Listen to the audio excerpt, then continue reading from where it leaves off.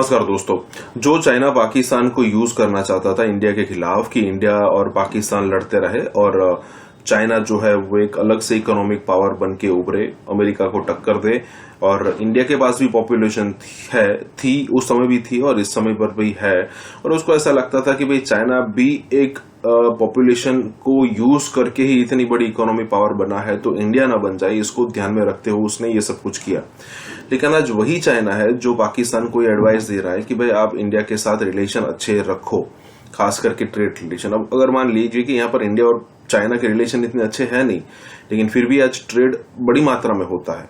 China साथ India का second largest या फिर थर्ड लार्जेस्ट पार्टनर है। फर्स्ट नंबर पर शायद अमेरिका आता है, यूएस आता है। तो कहने का मतलब ये है कि वही चाइना जो कि पाकिस्तान को स्ट्रेटेजिकली यूज करता था इंडिया के खिलाफ कि भाई इंडिया के साथ प्रॉक्सी और हमेशा उसकी चलती रहे और इंडिया इसमें बिजी रहे, और हुआ ये यहाँ पर सिचुएशन ये है कि अब चाइना मजबूर हो चुका है, क्योंकि चाइना को भी अब इंडिया की जरूरत है, क्योंकि उसको साफ साफ दिख रहा है कि भाई इंडिया उतनी हेल्प मांग नहीं रहा जितनी अमेरिका दे रहा है, और अगर इस हिसाब से चलता रहा तो आने वाले 8-10 सालों के अंदर अंदर इंडिया जो है वो चाइना के साथ आकर खड़ा हो जाएगा। इसी के साथ ही वीडियो शुरू करते हैं। उसको बहुत बड़ा धक्का लगेगा कि देखें जी पाकिस्तान के लिए ये वक्त आ गया है कि अब ये ब्रिक की मेंबरशिप मांग रहा है। ये चाइनीज भी पाकिस्तान को कहते रहे कि इंडिया के साथ आप इकोनॉमिक रिलेशंस अच्छे रखो, और इन इकोनॉमिक रिलेशंस की वजह से जब डिपेंडेंस होती है तो फिर डिफरेंट स्टेक होल्डर्स स्टेट्स को मना करते हैं कि आप लड़ाई की तरफ ना जाएं या इन चीज़ों में ना जाएं। लेकिन पाकिस्तान में उस वक्त जो समझदार सियाने अक्लमंद ਜਿਹੜੇ आइंस्टाइन बैठे सी, उन्होंने क्या यार है तो ना पता ऐसी केड़े एंगल से सोच रहे हैं। चाइना के जो प्रेसिडेंट है उनसे भी इंडिया के प्राइम मिनिस्टर की मुलाकात होने की तवक्को की जा रही। हमारे इंटरेस्ट और हैं और अवाम के इंटरेस्ट और हैं।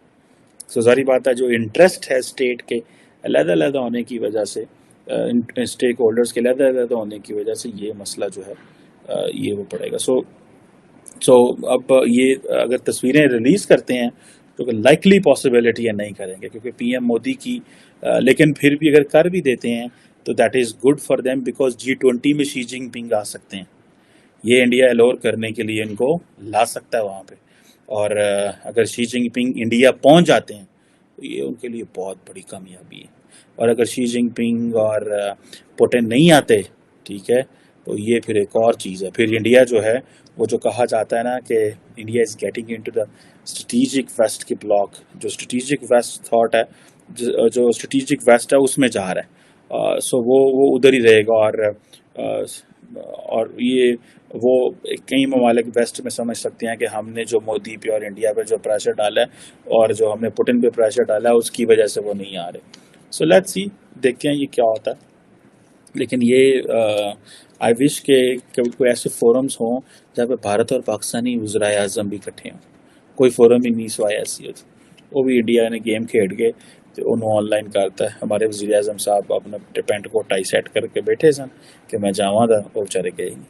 चाइना के जो प्रेसिडेंट है उनसे भी इंडिया के प्राइम मिनिस्टर की मुलाकात होने की तवक्को की जा रही।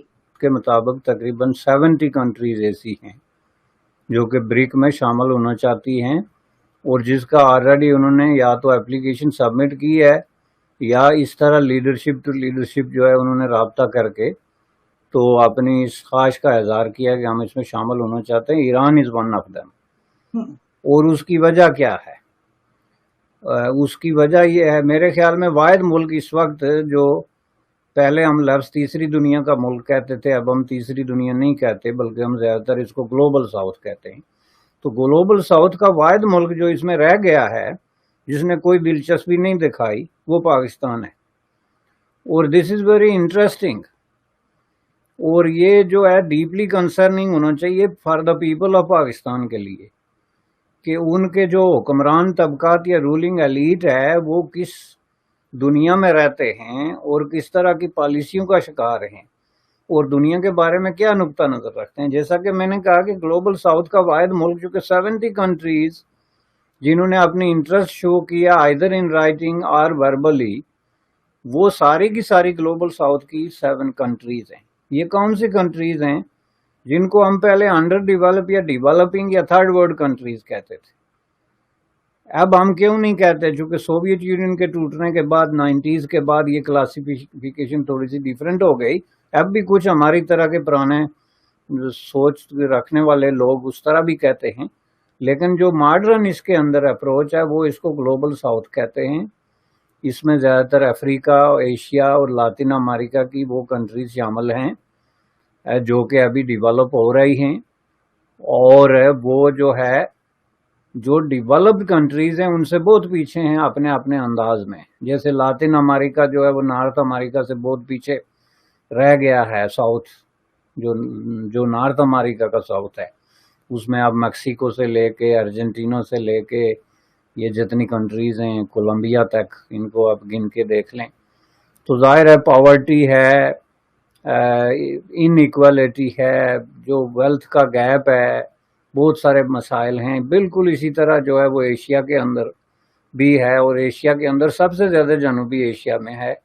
اور جنوبی ایشیا میں ٹاپ آف دا جو لسٹ جو ملک اس سارے معاملے میں سامنے آتا ہے مثال کے طور پہ وہ پاکستان ہے، اور وہ پورے اس قصے میں انٹرسٹڈ ہی نہیں ہے کہ کوئی بریک بھی ہو رہا ہے. اور اس سے پہلے جو گلوبل ساؤتھ ہوا تھا وہ بھی جو ہے اس سے کا ایگزیکٹلی یہی رویہ تھا. اس کی وجہ یہ ہے کہ اس میں انڈیا کا رول جو ہے وہ لیڈرشپ کا رول تھا، انڈیا آگے آگے تھا.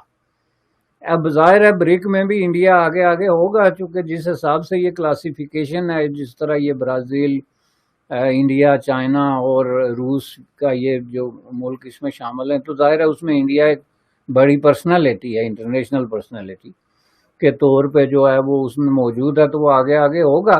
اور جن ملکوں نے شامل ہونا ہے وہ انڈیا سے بھی بات کریں گے، کوئی رشیا سے کرے گا، کوئی چائنا سے کرے گا، اپنے اپنے جو ہے حساب سے جہاں پہ وہ کمفرٹ فیل کرتے ہیں. جس طرح کہ ایران نے انڈیا کو اپروچ کیا ہے اور کہا ہے کہ ہم شامل ہونا چاہتے ہیں، اور ڈیفینیٹلی اس پہ ظاہر ہے کوئی کہنے سے شامل نہیں ہو سکتا، کیونکہ ابھی تک جو بریک کا اپنا آئین اور قانون ہے، جو ان کا اپنا جو میکانزم ہے، اس کے اندر ابھی انہوں نے تبدیلی کرنی ہوگی اور یہ فیصلہ کرنا ہوگا کہ ہم نئی کنٹریز کو شامل کریں گے، جو وہ ڈیفینیٹلی کریں گے. اب کیوں کریں گے؟ یہ بہت امپارٹنٹ چیز ہے ہم لوگوں کے لیے، یعنی جو تیسری دنیا جس کا میں نے پہلے ذکر کیا تھا، جو گلوبل ساؤتھ کے لوگ ہیں ان کے لیے، کہ دیکھیں G7 کیوں اتنا مشہور تھا، جو اب بڑھتے بڑھتے G20 ہو گیا، کہ وہ دنیا کی دولت کے ایک بڑے حصے کو کنٹرول کرتا تھا.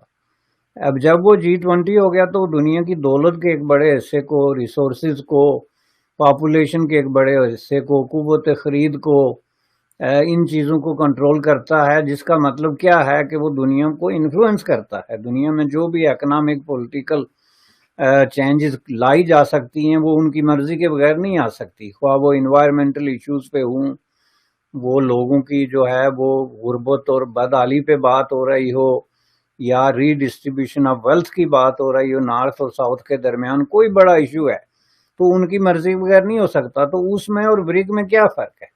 بریک جو ہے وہ اب آبادی کے لحاظ سے اور ریسورسز کے لحاظ سے اس سے زیادہ پاورفل ہے. اس میں آپ یہ دیکھیں روس سے لے کے چین تک، چین سے لے کے برازیل تک جو پاپولیشن ہے وہ دنیا کا ٹوٹل کا کتنا % بنتی ہے. ان کے کنٹرول میں جو ریسورسز آتے ہیں دنیا کی ٹریڈ کے، اکیلا انڈیا جو ہے وہ تیسرے نمبر پہ آ گیا ہے، جو اس کے حساب سے انکم کے حوالے سے. اس کے بعد چین کی تو پہلے ہی آپ کو پتا ہے کہ یونائٹڈ اسٹیٹ آف امریکہ کو بھی کراس کر رہا ہے. تو یہ اب روس کے اپنے معاملات ہیں، کرائسس کے باوجود اس کے جو ریسورسز ہیں اور جو ویلتھ ہے، جو نیچرل ریسورسز کی ویلتھ ہے، آئل ہے، گیس ہے، جو موونگ اور شیکنگ قسم کی پوزیشن رکھتا ہے اسلحہ کے اندر، دوسری چیزوں میں. تو اس حساب سے وہ کئی معنوں میں بریک جو ہے وہ G20 سے زیادہ پاورفل فورم بننے جا رہا ہے. اور یہ اس میں جو ہے جس ملک نے بھی ترقی کرنی ہے وہ اس جو ہے پلیٹ فارم کو کسی صورت میں مس نہیں کرے گا. یہی وجہ ہے کہ ساری اپلیکیشنز آ رہی ہیں، اور اس میں پاکستان واحد ملک ہے جس کی طرف سے اپلیکیشن نہیں آئی، جس کی 2 وجوہات ہیں جو میری سمجھ میں آتی ہیں. ایک تو یہ ہے کہ انہوں نے انڈر دی ٹیبل چین کو اپلیکیشن دی ہوئی ہے، اور ساتھ میں چین کو یہ بھی کہا ہوا ہے کہ پلیز اس کا ذکر کسی سے نہ کرنا، چونکہ ہماری اتنی بڑی جو لارجر دین لائف قسم کی انا ہے उसको बहुत बड़ा धचका लगेगा कि देखें जी पाकिस्तान के लिए ये वक्त आ गया है कि अब ये ब्रिक की मेंबरशिप मांग रहा है। तो अब ये हमसे बर्दाश्त नहीं होगा, क्योंकि हम सच्चे प्रेस्टिजियस किस्म के लोग हैं, तो हमारे लिए इस तरह के फोरमों में शामिल होना कोई इज्जत की बात है। इसलिए प्लीज आप अभी किसी का जिक्र ना करें। एक बात ये हुई है। दूसरी बात ये है कि ये totally they have lost their mind. जो उनकी लीडरशिप है इस वक्त, तो लीडरशिप है ही नहीं ना। इस वक्त तो लीडरशिप जो है वो खुद एक दूसरे के गले काटने के बाद मुजरमों की तरह कोई सलाखों के पीछे है, कोई समुंदर पार है, कोई कहीं है। लेकिन जो रियल लीडरशिप है उसका तो इसकी तरफ दिमाग ही नहीं जा रहा कि ये दुनिया जिसमें हम जिंदा हैं, ये ग्लोब, इसमें हम लोकेटेड कहाँ पे हैं, और ये जो दुनिया में जो रीडिस्ट्रीब्यूशन हो रही है, रीअलाइनमेंट हो रही है, नई सफबंदियां हो रही हैं,